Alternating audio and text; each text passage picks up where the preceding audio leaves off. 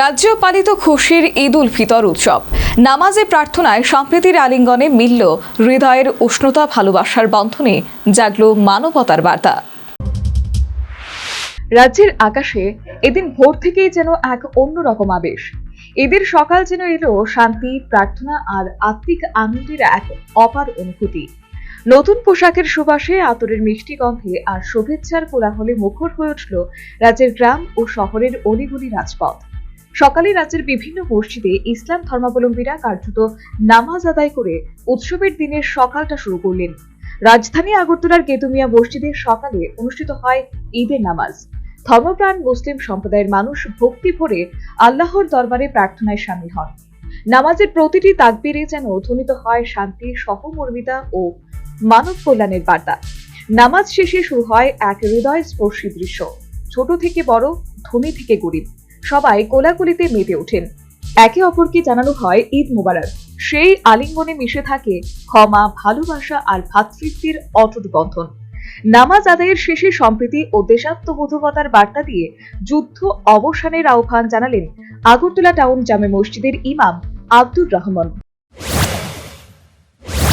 আমরা প্রত্যেকটা মানুষ যাতে বৎসরের প্রত্যেকটা দিন সে আদর্শ মানুষ হিসেবে আমরা আমাদেরকে পরিচালিত করতে পারি এবং রাজ্যের এবং রাষ্ট্রের সার্বিক শান্তি, সম্প্রীতি, সৌহার্দ্য ও জাতীয় সংহতি যাতে আরো মজবুত হয়, আরো সুদৃঢ় হয়, আমাদের ইউনিটি এন্ড ডাইভার্সিটি যাতে আরো শক্তিশালী হয়, তার জন্য আজকের এই পবিত্র মুহূর্তে আল্লাহ তাআলার কাছে দোয়া ও প্রার্থনা করছি।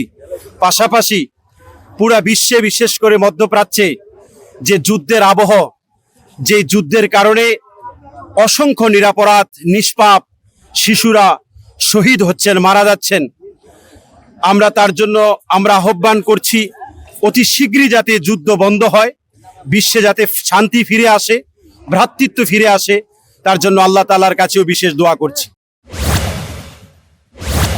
এরপরই শুরু হয় আনন্দের আরেক অধ্যায়। ঘরে ঘরে পরিবেশন করা হয় পিঠে পুলি, সেমাই ও নানান সুস্বাদু খাবার।